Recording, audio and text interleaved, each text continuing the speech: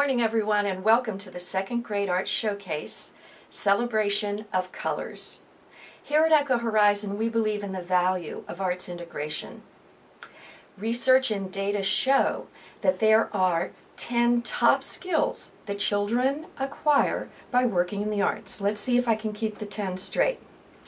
Creativity, confidence, problem solving, perseverance, focus, nonverbal communication, receiving constructive feedback, collaboration, dedication, and accountability.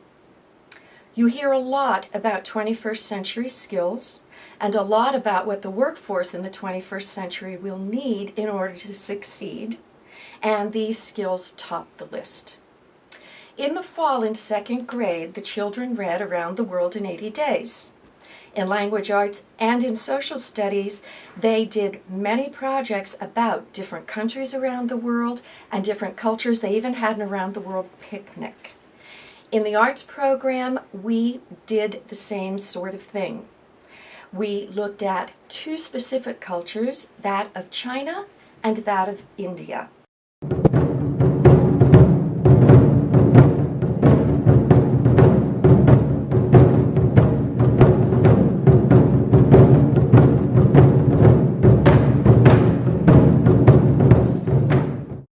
In China, they celebrate the Spring Festival of Chinese New Year, and it's a festival that celebrates the bad luck of the past year being over and ushering in the new, good luck of the new year. And there are a lot of legends and traditions that go along with this holiday, and we're focusing on the legend of the monster Neon. And Neon is a story that has been told for generations about a monster living in the mountains that would come down on the darkest day of the year and terrorize the villagers. And the villagers would come inside their houses and lock the doors and wait for Neon to leave.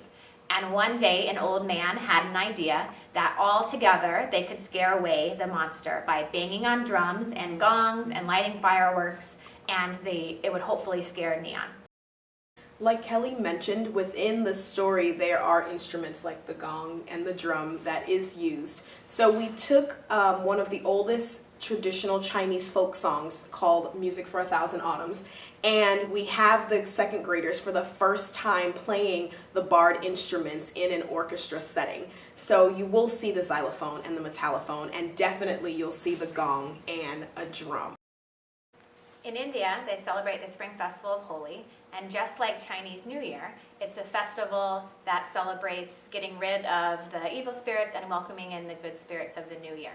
So on the night before Holi, they set a large bonfire to burn the things from the past year and make space for good things of the new year.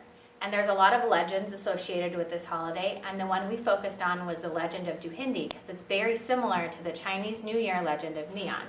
And this legend is about an ogress who lives in the mountains and would come down and terrorize the villagers just like Neon did, except she was given special powers, and she could not be harmed by men. She could only be harmed by children acting crazy. So on this day, they decided that they would come out and yell and pull pranks and run around the bonfire until they scared the ogress away.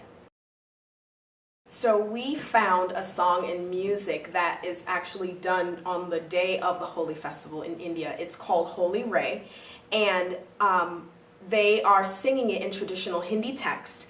And within the song, you'll see them doing movement in a circle, which symbolizes them going around that bonfire, just like they did in the actual legend, and they would do on the actual day before the Holi festival, go around releasing all of that bad into that bonfire to make room for the good in their lives and for the coming season. In art, we looked at artwork that's used in celebrations around the world in many different cultures. And so we started with looking at how dragons are depicted in Chinese culture. And the second graders observed that the dragons were really fierce and a little bit scary. But what we learned was that dragons in Chinese culture represent good luck, strength, and kindness. So they created drawings of dragons that depicted the dragon's body really long and winding and overlapping. And that's exactly what you're going to see in the Chinese dragon dance. they used artwork specifically from their classroom. And they're going to be using these pathways to create their dragon dance. So first they're going to start with these drawings, then they actually become the dragon. So in art, they created a life-size dragon to help them become this dragon. They designed it and constructed a full Chinese dancing dragon to use as a prop in their dance. For the Holi celebration, they did a classical Indian dance called Kathak. In this dance, they're telling a story with their hands, and they're retelling a story that they actually did in theater arts. In this dance, you're also going to be seeing really specific poses with their hands and their face tilted to the side because they're looking at their hands as they're telling the story. So we took those bold poses and used them to create artwork in art, and inspired by an Indian style of painting called Madhubani painting. It comes from a region in India where this style of painting is passed down from generation to generation, and it's used to depict different life events and celebrations. And it's characterized by these simplified figures in the paintings, and the paintings are just bursting with color, and every little inch of the painting is filled with these geometric and nature-inspired patterns all over the place.